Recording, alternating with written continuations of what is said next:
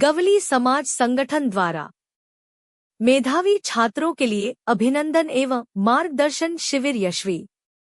नांदेड़ गवली समाज युवा संगठन के शिक्षा मित्रों द्वारा आयोजित गवली समाज के मेधावी छात्रों का एक दिवसीय परामर्श शिविर और सम्मान समारोह आज नरसिम्हा मंदिर कोठा में सफलतापूर्वक संपन्न हुआ। इस शिविर में उपस्थित गवली समाज के लगभग 100 विद्यार्थियों को स्मृति चिन्ह, श्रीमद्भागवत गीता एवं पेन देकर सम्मानित किया गया। कार्यक्रम की अध्यक्षता शरद सीताराम मंडले ने की, जबकि दीक्षा अकादमी के निदेशक लक्ष्मी शंकर यादव, नांदेड़ विश्वविद्यालय के doctor Kailash Yadav, Nehru English school की प्राचार्य श्रीमती ममता यादव, सहायक शासकीय अधिवक्ता श्रीमती प्रसन्ना रौत्रे, सीए अखिलेश मांडले, अधिवक्ता हरिकिशन मांडले उपस्थित थे।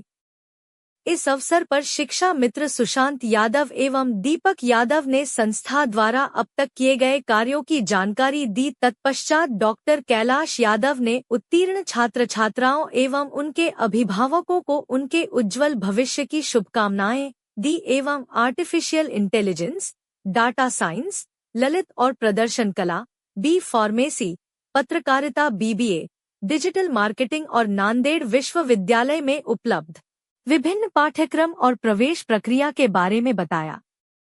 ममता यादव, जो प्रधानाध्यापिका हैं, ने उपस्थितों को भगवत गीता से विभिन्न उदाहरण देकर स्कूली शिक्षा से स्नातकोत्तर शिक्षा तक की यात्रा में माता-पिता और छात्रों के कर्तव्यों और जिम्मेदारियों के बारे में बताया। साथ ही शासकीय अधिवक्ता प्रसन्ना ने कानून क्षेत्र में रोजगार के विभिन्न अवसरों एवं चुनौतियों पर प्रकाश डाला। मुख्य अतिथि प्रोफेसर लक्ष्मी शंकर यादव ने 10वीं और 12वीं पास छात्रों को डॉक्टर और इंजीनियर बनने के लिए आवश्यक योग्यताओं के बीच अंतर और प्रतिस्पर्धा के बारे में विस्तृत मार्गदर्शन देकर IIT, JEE, नीट परीक्षा की तैयारी कैसे करें, इस पर विशेष रूप से ध्यान केंद्रित किया। संतोष व्यक्त करते हुए उन्होंने कहा कि 2 साल की कड़ी मेहनत के बाद उनका शेष जीवन खुशहाल होगा। कार्यक्रम का संचालन बीरबल यादव ने किया तथा आभार जिला अध्यक्ष पवन कोतवाल ने किया। गंगालाल जी भातावाले, संदीप मंडले, गोविंद मंडले, विशाल रौत्रे ने कार्यक्रम में विशेष सहयोग दिया। कार्यक्रम यशस्वी करने के लिए उपाध्यक्ष योगेश बटाववाले, संतोष मंडले, नीलेश भातावाले, रमेश रौत्रे, सूरज कुटलियावाले, अर्जुन मंडले, प्रथमेश मंडले आदि ने परिश्रम लिया। इस अवसर पर भरी संख्या में समाज बांधव मौजूद थे। 10वीं का मार्क्स ठीक है, आपकी जगह में जो है सो अब क्या करना है। अब ये 11th और 12th का जो दौर है आपका, ये आपके लिए बड़ा इम्पोर्टेंट है, क्योंकि इस उम्र में आपके पास बहुत ज्यादा एनर्जी होती है। एनर्जी के साथ साथ बहुत अनेकों प्रकार की भावनाएं भी होती है, ये भी कर लो, वो भी कर लो, वो भी कर लो, ठीक है ना। वो सबसे बड़ी गलती है। तो आप एक सब्जेक्ट पे या एक उद्देश्य में रहिए, 2 साल के लिए सब कुछ छोड़ दीजिए। उसमें सबसे बड़ा खतरनाक रोल जो है मोबाइल। जिसने मोबाइल 2 साल को बच्चे ने छोड़ दिया, गारंटी के साथ लिख के देता उसको कि वो कहीं न कहीं एक अच्छी जगह पर पहुंच जाएगा। 12वीं होते ही इसको अच्छी जगह, 12वीं के बाद तो इतनी समझ आ जाती है, मैच्योरिटी आ जाती है कि ये हमें मोबाइल से क्या करना है। ठीक है, देखो मोबाइल का एग्जाम्पल मैं बताता हूँ आपको। केरला में कोई रेलवे स्टेशन पे एक कुली काम करने वाला था, कुली, उसने मोबाइल का कैसे इस्तेमाल किया। रेलवे स्टेशनों पे वाईफाई सब कुछ होता, लाइट है, फैन है, देख है सब। वो बंदा कुली का काम करते हुए IAS की तैयारी किया और IAS में सेलेक्ट किया। तो उसने मोबाइल का सही इस्तेमाल किया, लेकिन वो समझ में आने में थोड़ा एज की जरूरत है। अभी जो हमारे 10वीं के पास आउट बच्चे हैं, उनसे मेरा विशेष अनुग्रह है, क्योंकि मैं ये पर्सनल मैंने 2 बेटों को पढ़ाया अपने यहाँ पे। 20 साल में मेरे 2 बच्चे यहाँ पे, अभी 2014 में IIT हुआ, अभी दूसरा जो है छोटा वाला 2022 में IIT दिल्ली में लगा। तो 2 भांजे, कम से कम हमारे घर के 10 एक बच्चे को पढ़ाया। सबके बारे में बहुत बारीकी से लिखता हूँ, कहाँ पे गड़बड़ी है, क्या क्या गड़बड़ी है। तो आप छोटे बच्चों से ये सजेशन है, रिक्वेस्ट समझ लो थोड़ी, कि मोबाइल से बचो। दोस्ती जो है, फ्रेंडशिप बहुत ज्यादा नहीं, और फ्रेंडशिप कैसे लोगों से होगा, उनके साथ आपका डिस्कशन क्या हो, बेकार की बातें या कुछ काम की बातें, क्योंकि वो आपके लिए बहुत बड़ा इंपॉर्टेंट है। तो हमने देखा अभी इसी साल कि जो दो हमारे भांजे थे, ठीक है भाई, वो हमारे को क्लोज रिलेटिव थे, लेकिन उन्होंने मोबाइल बहुत ज्यादा इस्तेमाल किया और बातें भी सुनते थे। बातें न सुनने का मतलब नहीं, हम उनके रिलेटिव हैं, काजिन हैं, तो उनको हमारी बात सुनना चाहिए। तो आप लोग जो है अपने पेरेंट्स की बात, अगर पेरेंट्स बोलते हैं भैया ये काम कर लो तो काम करो, मोबाइल छोड़ दो तो मोबाइल छोड़ दो, तो आपको कोई भी सक्सेस मिलने से रोक नहीं सकता। ये सबसे बड़ी गलती मैंने देखी। तो आप अपना गोल सेट करके प्लान बनाइए, बाकी व्यवस्था कीजिए और फिर उसको अमल में लाइए। किताबें खरीदी, कोचिंग लगा लिया, ये कर लिया, और पढ़ना पड़ेगा। जैसे सर ने बोला कि हार्ड वर्क 99% 95% आपकी लाइफ में आपका हार्ड वर्क काम करता है, बाकी 11% ये बात ध्यान रखिएगा। हार्ड वर्क का कोई विकल्प नहीं है, सबको मेहनत करना पड़ेगा, और 2 साल अगर तुमने मेहनत कर दिया तो बहुत कुछ कर सकते, ठीक है।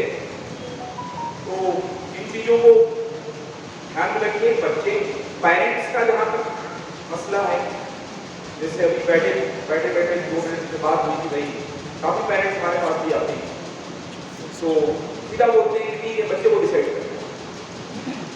मैं इस बात से सहमत हूँ, सबके लिए अपनी गलती है। जो पेरेंट्स बिल्कुल नहीं पढ़े और उनको पढ़ाई के बारे में जानकारी नहीं है, वो ऐसा बोलते तो समझ सकते। जिनके पेरेंट्स क्वालिफाइड है, डॉक्टर है, इंजीनियर है, प्रोफेसर है, लेक्चरर है, जो भी तो उनको मालूम होना चाहिए कि सही रास्ता क्या है, हमारे बच्चे के अंदर कौन से फील्ड में जानी चाहिए, रुझान किसमें झुकाव है। अगर वो आप नहीं पहचानेंगे तो बच्चे को बोला कि इमोशनल डिसीजन देते हैं, ठीक है, तो उनका मैच्योर डिसीजन नहीं होता है। आप उनको समझाओ, उनके साथ डिस्कशन करो, जबरदस्ती नहीं करो, आमने सामने बैठ के फ्रैंकली समझाओ, देखो ऐसा करोगे तो ये प्रॉब्लम, ये करोगे तो ये सही है, ये गलत, पूरा डिसीजन। ये उनके मतलब लक्ष्य निर्धारित करने के लिए। दूसरी बात, हर रोज का जो निगरानी है, कम से कम आप बच्चे को घर में देख सकते हैं कि बच्चा कितनी देर सो रहा है, कितनी देर जग रहा है, क्या पढ़ाई कर रहा है, मोबाइल में क्या देख रहा है, ये तो आप कर सकते हो ना। इसके लिए कोई पीएचडी करने की जरूरत नहीं है, एक सामान्य गार्जियन भी कर सकता है। और कंट्रोलिंग जरूरी है। अगर कंट्रोलिंग आपने छोड़ा तो मैं भाई, चूंकि मैं बचपन मेरा बहुत ही एक खेती वाले के घर में रहा है, बचपन में मैंने गाय भी चराया, ठीक है। तो मैंने इनको बताया कैलाश जी को कि भाई रास्ते से ढेर सारी 10-20 गायें हैं, उसमें कुछ तो सीधे सीधे जाती है और कुछ रास्ते में दाएं बाएं खेत में जाए तो उसमें घुसना शुरू कर, तो उसको लाइन पे लाने के लिए थोड़ा सा टाइट मारना। ये गार्जियन का रोल है। आपके घर में अगर 2 बच्चे 3 बच्चे हैं तो कुछ बच्चे स्वयं सिद्ध रहते हैं, तो ठीक है, उनको जाने दें। लेकिन जो बच्चे थोड़ा इधर उधर करते हैं तो उनको रोक टोक लगाना जरूरी है, समझाना जरूरी है। आप ऐसा नहीं छोड़ सकते कि ठीक है आज के बच्चे, भाई आज के बच्चे तो प्रॉब्लम कितनी आई। आप, मैंने बोला कि 20 साल पहले क्या स्थिति थी, आज नांदेड़ से कम अपने फील्ड में 150 बच्चे IIT में निकलते हैं, 150, एक दो नहीं। जब हमने स्टार्ट किया था जया के बैच में, तो उसमें सिर्फ एक लड़की IIT निकली थी पहली बार, एक। आज अगर देखेंगे तो पूरी संख्या मिलाएंगे तो नांदेड़ से कम जो है कि 50 IIT में हर साल निकलते हैं। इसका मतलब पढ़ाई की व्यवस्था हो गई। अब आपको कोटा, हैदराबाद, पूना, बॉम्बे, औरंगाबाद जाने की जरूरत नहीं। पूरा महाराष्ट्र किधर आ रहा है? नांदेड़, पूरा महाराष्ट्र। हाँ, लेकिन थोड़ा सा भीड़ भाड़ बहुत ज्यादा हो गई है, समझ के रहा है। उसमें पढ़ने वाले कम है, घूमने वाले ज्यादा है। और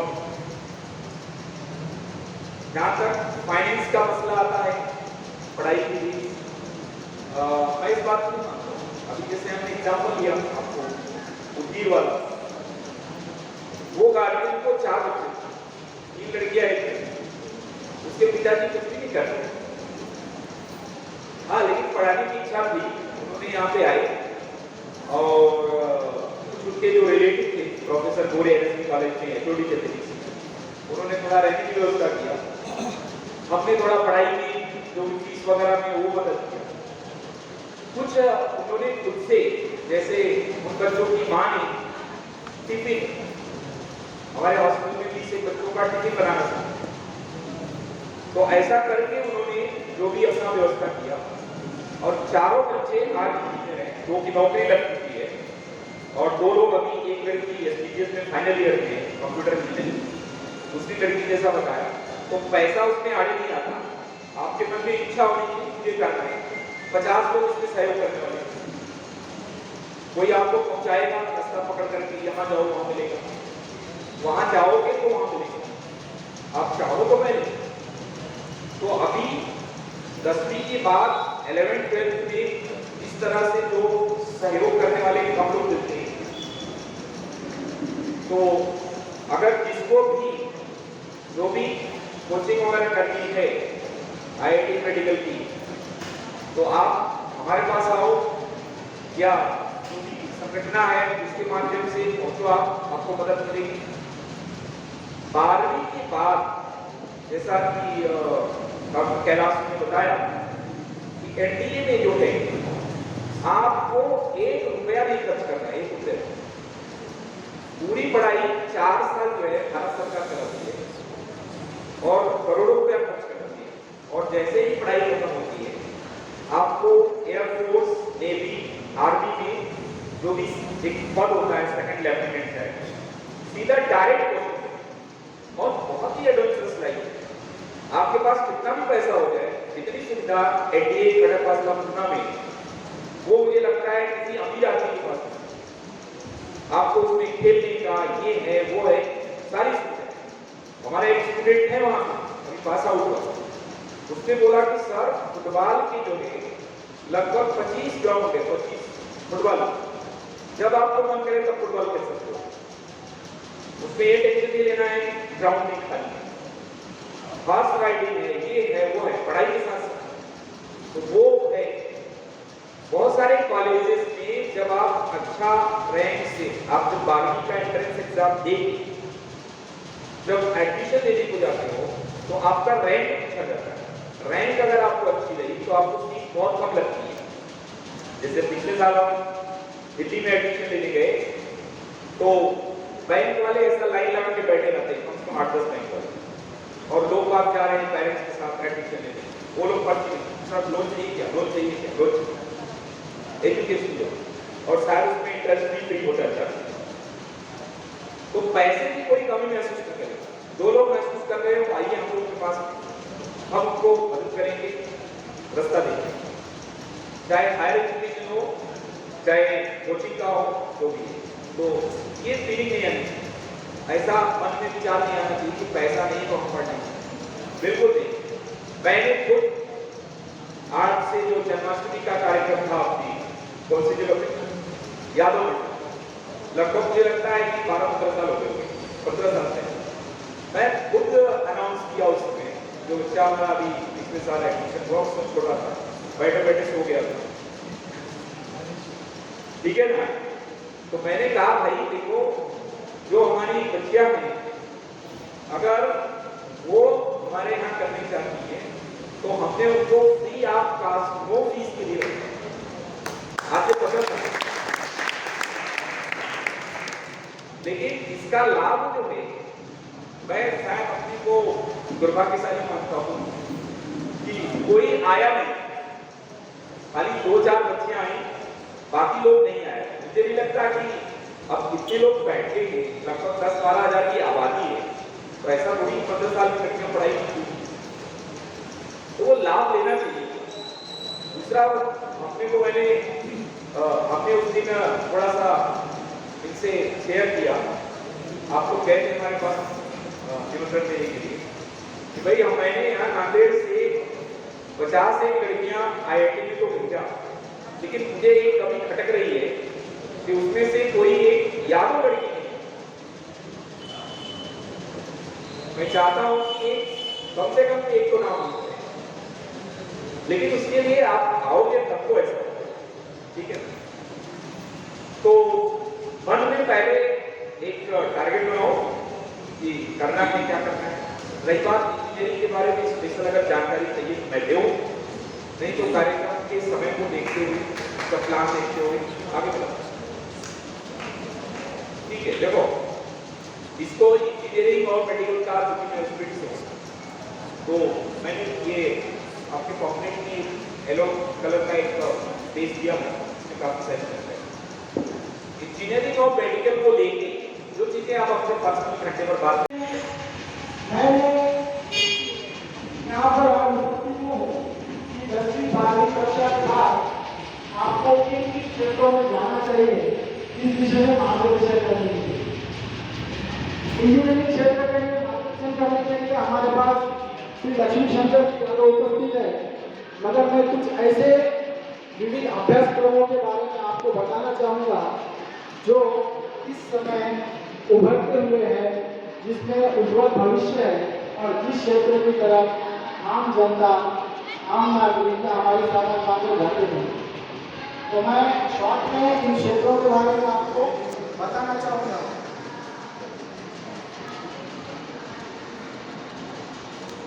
और मैं कुछ ऐसे अभ्यासक्रमों की यादी लेकर आया हूँ जो नांदेड़ जिला यूनिवर्सिटी, परभनी और हिंगोली इस परिसर में आप कर सकते हो। तो ऐसे कुछ अभ्यासक्रमों के नाम मैं बताऊंगा, उसकी पात्रता बताऊंगा और उसके बाद आपको उसमें क्या अवसर मिलेंगे ये बताऊंगा। तो जो 12वीं पास छात्र है उनके लिए नांदेड़ यूनिवर्सिटी में बैचलर ऑफ बिजनेस एडमिनिस्ट्रेशन जो BBA कहते हैं। अब ये BBA जो होता है, अगर आप करके बिजनेस एडमिनिस्ट्रेशन मैनेजर लेवल की कोई पोस्ट हासिल करनी है तो आपको 12वीं पास होना जरूरी है। इसमें आपको कॉमर्स, साइंस, आर्ट्स कोई भी विषय में अगर आप पास हो, इसमें मार्क की कोई परसेंटेज की कोई क्राइटेरिया नहीं है। आप 50% लेकर भी पास होते हो तो नांदेड़ यूनिवर्सिटी से आप BBA कर सकते हो। उसके बाद का एक सेक्टर है डिजिटल मार्केटिंग। ये 1 साल का एक सर्टिफिकेट कोर्स है जिसमें आप, जैसे हम पहले मार्केटिंग होती थी, मार्केटिंग यानी प्रचार, पहले प्रचार प्रसार होता था बाजार में, अब हो रहा है डिजिटल। हम देखते हैं, हम चीजें खरीदते हैं अमेजोन पे, फ्लिपकार्ट पे, फेसबुक पे ऐड आती है, व्हाट्सएप पे ऐड आती है, तो ये कौन करता है? तो ये सब चीजों का प्रशिक्षण दिया जाएगा डिजिटल मार्केटिंग का। ये 1 साल का डिप्लोमा जो नांदेड़ यूनिवर्सिटी में कोई भी 12वीं पास छात्र आर्ट्स, कॉमर्स, साइंस इसके लिए वहाँ पे प्रवेश मिल सकता है।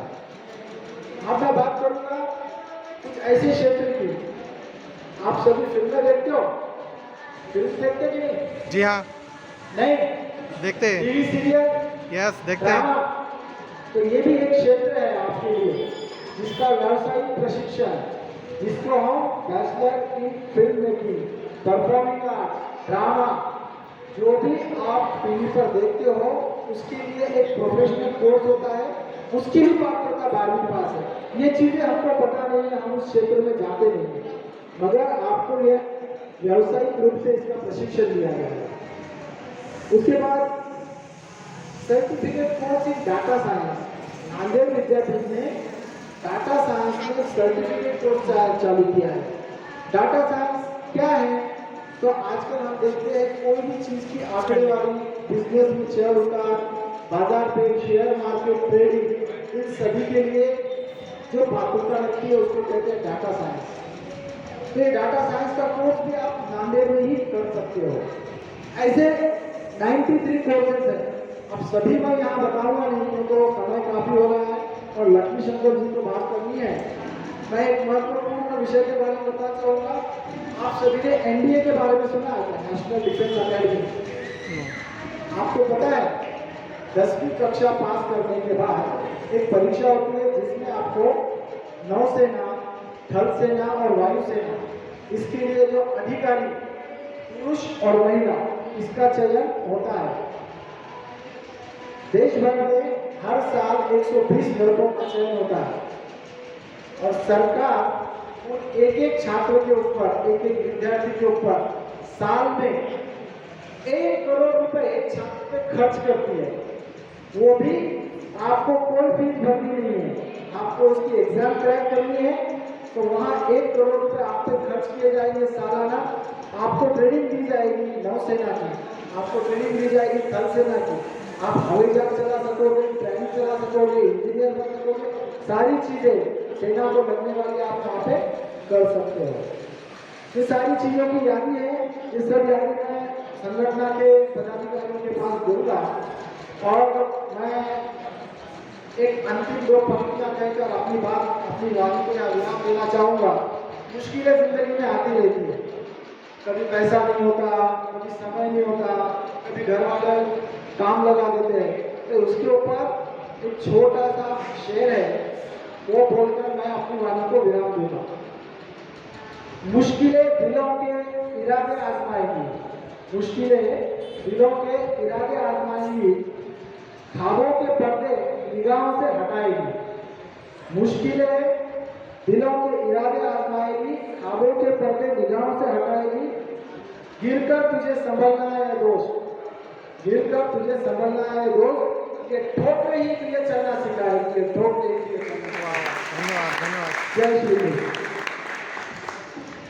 आपको जिंदगी में यशस्वी होना है तो आपको करनी पड़ेगी मेहनत, मेहनत और सिर्फ मेहनत। There is no shortcut to success. Success के लिए कोई शॉर्टकट है अगर आपको किसी ने बताया तो आपको दोबारा उसके पास जाना है। मेहनत ये एकमात्र रास्ता है जिससे आप जिंदगी में यशस्वी होंगे। मेहनत करोगे तो फल मिलेगा, आज नहीं तो कल मिलेगा। समझो, मेहनत करोगे तो फल मिलेगा, आज नहीं तो कल मिलेगा। जितना गहरा करोगे हुआ उतना ही। विद्यार्थी इन सबको मेरा हार्दिक अभिनंदन। सर्वप्रथम मैं तो सभी विद्यार्थी जो 10वीं और 12वीं कक्षा में पास हुए हैं उनको मैं अभिनंदन देती हूँ। ये उनकी मेहनत से, लगन से वो यहाँ तक आया, इतनी बड़ी संख्या में आज मुझे देखने को मिल रहा है कि आशा करती हूँ कि अच्छे से और इससे ज़्यादा बच्चे मुझे देखने को मिले। तो मुझे बहुत अच्छा लगा है कि सभी पालक जन उनके साथ और बच्चे यहाँ पर हैं। इसके बाद श्री कृष्ण भगवान ने हमारे अन्य समाज में जन्म लिया है, हम श्री कृष्ण के वंशज हैं, ये हमारे लिए बहुत गर्व की बात है। लेकिन हम इतना पीछे क्यों हैं? कृष्ण ने हमारे समाज में जन्म लेकर श्रीमद् भागवत गीता के द्वारा पूरी दुनिया को ज्ञान दिया। पूरी दुनिया वही ज्ञान लेकर आगे बढ़ रही है, फिर मेरा गौरी समाज पीछे क्यों है? बुद्धि है, ताकत है, पैसा है, फिर पढ़ाई में मेरा समाज पीछे क्यों है? ये सभी माता पिताओं से मैं कहना चाहूँगी कि आपको ज़्यादा ध्यान देना होगा। आप तक आप यहाँ तक तो पढ़ाए, लेकिन इससे और ज़्यादा हमें अभी कोशिश करना है। जीजा माता जो देवगिरी यादवपुर की बेटी थी, उन्होंने भी शिवाजी महाराज को बचपन से ही बहुत अच्छा शिक्षण दिया है और उन्होंने महाराष्ट्र में फिर स्वराज्य की स्थापना की है। तो ऐसा ही कुछ हमें करना चाहिए कि हमारा नाम हो, सफलता आपके कदम छूए, हमें पीछे नहीं हटना चाहिए। तो हम फोकस किस पे करना चाहिए? श्रीमद् भागवत गीता, उससे हमें ज्ञान मिलता है, सॉल्यूशन मिलता है। जो भी तकलीफें आती है जीवन में, तो उसका सार क्या है? श्रीमद् भागवत गीता।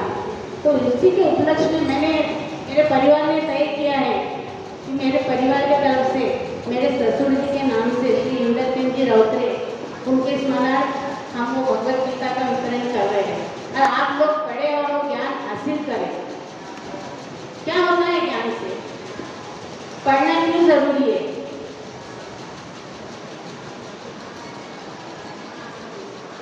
आजकल बच्चे शॉर्टकट से बहुत जाना चाहते हैं, पर मैं नहीं चाहती कि शॉर्टकट का रास्ता सही है। वो 4 दिन की जिंदगी रहती है, 4 दिन की खुशी रहती है। हमें लॉन्ग टर्म में जीना है। शिक्षा लेना जरूरी है। चीटिंग करके पास हो गए, शॉर्टकट से पास हो गए, शॉर्टकट से पैसा कमाना ये गलत है। अगर आप पूरा शिक्षण लोगे, पूरी डिग्री लोगे, तो बहुत ध्यान से आपको पूरा नॉलेज रहेगा। आप पास हो गए, आपको नॉलेज नहीं है, तो क्या मतलब है? आपका दिमाग खाली हो। आपने डिग्री ले ली, ग्रेजुएशन हो गया, बीएससी कर लिया, बीकॉम कर लिया, बीए कर लिया, बट आपको उसका नॉलेज ही नहीं है। कहीं आपको क्वेश्चन किया जाए, आपको उसके बारे में मालूमात नहीं, तो आपको खुद को नहीं अच्छा लगेगा कि भाई मैंने चीटिंग करके पास तो हो गए आप, लेकिन ज्ञान नहीं क्या आपके पास नहीं है। तो ज्ञान हासिल करना बहुत ज़रूरी है।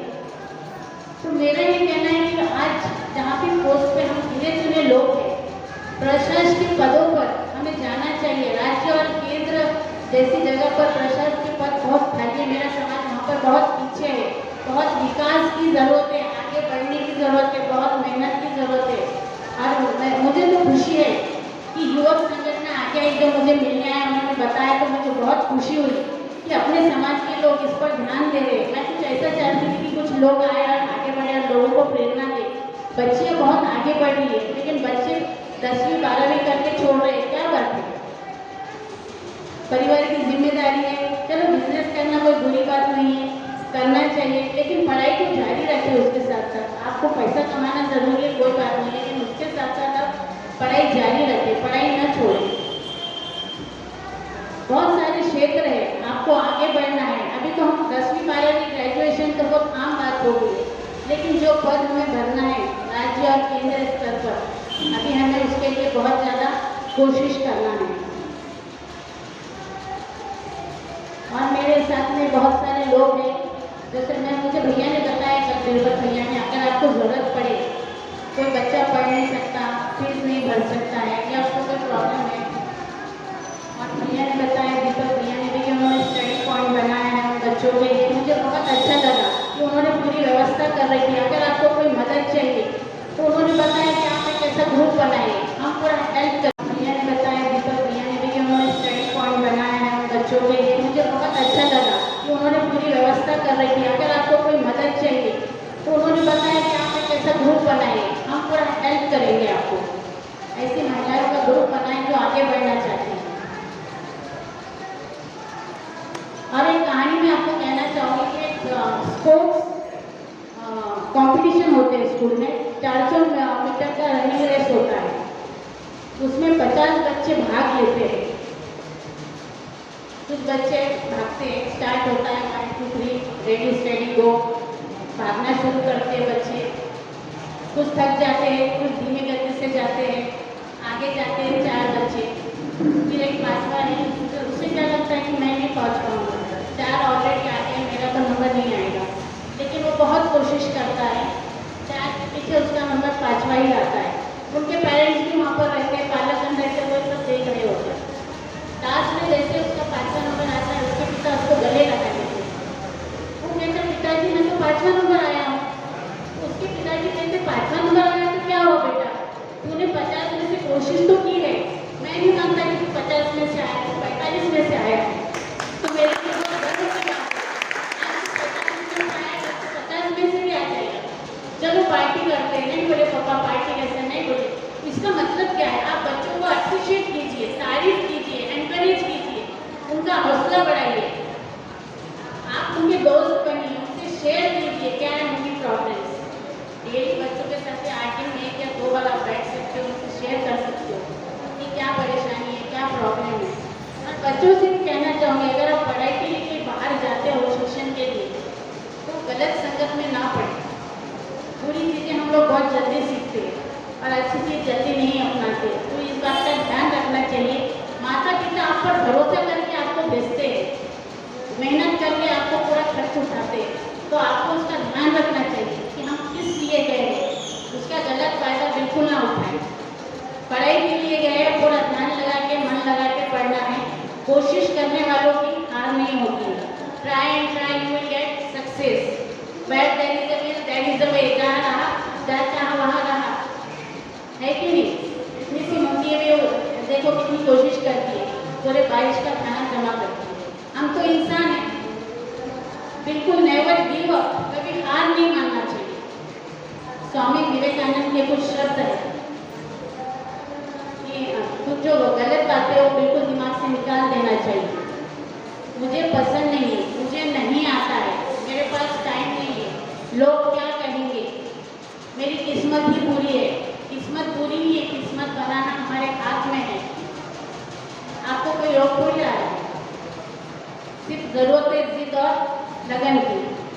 10वीं के बाद बहुत से विद्यार्थी को प्रश्न पड़ता है कि हमें क्या करूं और 12वीं के बाद में क्या करूं। बहुत सारे कंप्यूटर कोर्सेज है 10वीं के बाद, कंप्यूटर ऑपरेटर रेजर में बहुत सारी सर्विसेज है, ITI में बहुत सारे कोर्सेज है। आपको संगठन वाले पूरा बता देंगे, मेरे जो समाज बंधु भाई है वो आपको पूरा ज्ञान देंगे उसके बारे में कि आपको कौन सा कोर्स करना है। 12वीं के बाद कोई नीट एग्जाम देना चाहता है, कोई JEE देना चाहता है, बहुत बड़ी कोर्स पे जाना अच्छी बात है, लेकिन आपको उसमें लगन बहुत जरूरी है। ऐसा नहीं कि मैंने साइंस लिया है फिर उसको अगले साल छोड़ दिया है, इससे आपको सक्सेस नहीं मिलेगा। जो भी काम करेंगे दिल लगा के करना है। और मैं बच्चों को आगे के भविष्य के लिए, उनके उज्जवल भविष्य के लिए, उनके यश के लिए हार्दिक शुभकामनाएं देती हूँ। Best of luck for your future life. Thank you. UPSC और एमपीएससी करने वाले की विद्यार्थी की क्या स्थिति होती है और उसको कैसा हार्ड वर्क करना चाहिए। You please must watch this movie. वो बच्चा जिसे आईपीएस का मतलब भी पता नहीं होता है, वो सिर्फ सुनता है कि ये एक बड़ा ऑफिसर है और बोलता है कि मुझे बनना है आईपीएस। उसे मतलब भी नहीं पता होता, फुल फॉर्म भी पता नहीं होता है, लेकिन वो एक बार डिसाइड करता है कि हाँ मुझे आईपीएस बनना है और वो उस राह पर निकल पड़ता है। ना उसके पास पैसा होता है, ना कोई फैसिलिटी होती है, ना कुछ होता है, बस वो निकल पड़ता है और इतनी मेहनत करता है, भले ही वो पहले प्रयत्न में सफल नहीं होता, लेकिन वो निरंतर प्रयत्न करता है, कभी हार नहीं मानता। विदाउट एनी फैसिलिटी, आज तो अपने को सब अवेलेबल है, सब पूरी फैसिलिटी है, माँ बाप का सपोर्ट है, सब कुछ, बड़े बड़े कॉलेजेस, ट्यूशन, सबका मार्गदर्शन, लेकिन वो अकेला इस राह पर निकल पड़ता है। और जब लास्ट अटेम्प्ट में वो क्लियर कर जाता है, वो भी उसकी ऑनेस्टी की वजह से, उसकी ईमानदारी, जो वो खुद से बोलता है कि मुझे बनना है और वो बनकर दिखाता है। आप प्लीज देखिए, तो आप मतलब हर विद्यार्थी के लिए बहुत इंस्पिरेशनल है वो, भले ही आप किसी भी फील्ड में जाए, पर ये 5 क्वालिटीज आप अपने अंदर डेवलप करें, ये मेरा बोलना है। और अब मैं आगे बढ़ती हूँ लॉ फील्ड की तरफ। अपने समाज के बहुत कम बच्चे इस फील्ड में आते हैं। मुझे अच्छा लगेगा अगर आप भी थोड़ा इंटरेस्ट दिखाएंगे लॉ फील्ड में और आगे आएंगे, तो लड़के लड़कियां सभी, इसमें बहुत ज़्यादा स्कोप है। आप सिर्फ वकालत तक की लिमिटेड नहीं है ये लॉ, यहाँ पर आप जुडिशियरी की भी तैयारी कर सकते हैं, जज के एग्जाम देके जज बन सकते हैं, या फिर APP में इस तरह सरकारी वकील के एग्जाम देके वो भी बन सकते हैं, या फिर अलग अलग फर्म्स में, अलग अलग कंपनीज में, कॉर्पोरेट सेक्टर में, बैंक में, हर जगह पर आज लीगल एडवाइजर, लीगल ऑफिसर बोल के एक पोस्ट रहती है और वहाँ पर अपनी डिमांड होती है। आप सिर्फ कोर्ट तक लिमिटेड नहीं रहेंगे, हर सेक्टर में आप अपना नाम बना सकते हैं, आप जॉब पा सकते हैं। और मुझे खासकर लड़कियों को बोलना है कि आजकल इंडिपेंडेंट बनना है आपको, ये। और मैं 2 लाइन भी कहूँगी।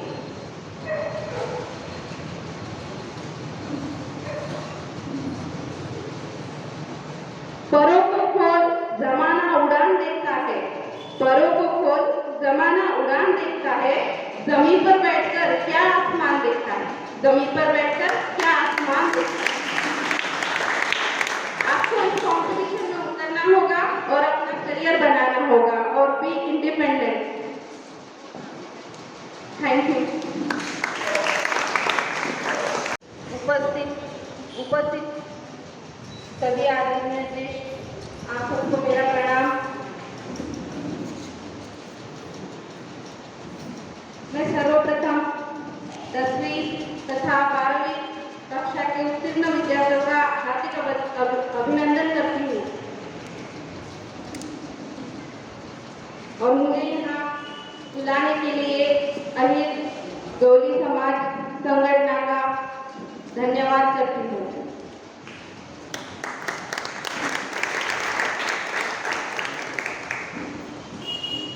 जो संस्कृत का श्लोक मामा जी ने कहा है, मैं भी उसे दोहराना चाहूंगी, क्योंकि वो अति सुंदर और हर एक विद्या ग्रहण करने वाले विद्यार्थी को पता होना ही चाहिए, जिसमें विद्या का महत्व बहुत ही सुंदर तरीके से बताया गया है। न चौरहार्यं न राजहार्यं न भ्रातभाज्यं न च भारकारी व्यये कृते वर्धते नित्यं विद्याधनं सर्वधनं प्रधानम्। अर्थात जो धन ना चुराया जा सके, ना किसी राज्य द्वारा अपहरण किया जा सके, ना ही भाइयों में बांटा जा सके, ना जिसे पाना बोझिल हो, और जो धन बांटने से बढ़ता ही जाता है, ऐसा धन जो जगत में सर्वश्रेष्ठ है वो है विद्या, शिक्षा। और इस शिक्षा को प्राप्त करने का अवसर हमें मिल रहा है, यही हमारी असली संपत्ति है। आज के युग में विद्यार्थियों को कई सारे अवसर मिल रहे हैं, कई सारे फील्ड अवेलेबल है, और ये आप पर डिपेंड करता है कि आप किस फील्ड में जाना चाहते हैं। आपका इंटरेस्ट, आपका पैशन, यही आपको आगे तक लेके जाएगा और आपका करियर बनाने में आपकी सहायता करेगा। इसके लिए अगर आपको आपके जीवन में कुछ बनना है, कुछ पाना चाहते हैं, तो आपको सबसे पहले आपका लक्ष्य निश्चित करना होगा, और आपके अंदर 5 क्वालिटीज होनी चाहिए, जो कि आपको सबसे पहले दृढ़ निश्चय करना होगा, और दूसरा खुद पर विश्वास करना होगा कि आप ये कर सकते हैं। आपको करना क्या है और आप कर सकते हैं, ये विश्वास खुद पर रहना चाहिए। तीसरा हार्ड वर्किंग, आपको कठोर परिश्रम की तैयारी करनी चाहिए। अगर आपका ध्येय निश्चित है और आपको करना ही है, तो आपको उसके लिए कुछ भी करना पड़े, आपको करना ही होगा और अपने लक्ष्य को हासिल करना होगा। और चौथा निरंतर प्रयास, कभी हार ना मानना। जैसे कि यहाँ अतिथिगणों ने कहा है, कभी भी हार नहीं माननी चाहिए। भले ही आप पहले प्रयत्न में असफल हो, लेकिन आपको दोबारा उठना है और दोबारा जोर से तैयारी करनी है, ज्यादा मेहनत करनी पड़ेगी, तभी आप सक्सेस पा सकोगे। और तीसरा कुछ नया, हर पल कुछ नया सीखने की तैयारी। जैसे कि आप पहली बार अगर हारते हो, तो उससे आपको अनुभव क्या मिला है, वो बहुत जरूरी है। अनुभव से ही इंसान सीखता है, और वो अनुभव आपको सेकेंड अटेम्प्ट में जरूर काम आएगा, और उसके साथ आप सक्सेस पा सकोगे। जैसे कि मैं एमपीएससी के थ्रू यहाँ तक आई हूँ, मैंने एमपीएससी की पढ़ाई की है, इसीलिए मुझे उसका अनुभव है कि पहले प्रयत्न में अपने को सफलता मिले ये जरूरी नहीं, इसके लिए दोबारा प्रयत्न करो, दोबारा भी असफल हो, तीसरी बार प्रयत्न करो। जब तक आप सफलता नहीं प्राप्त करते, आपको प्रयत्न करना ही है। और इसका बेस्ट एग्जांपल आपको 12th फेल मूवी में मिलेगा। क्या आपने देखी 12th फेल मूवी? बच्चों, देखना चाहिए आपको, बहुत ही इंस्पिरेशनल मूवी है। उसमें क्लियरली बताया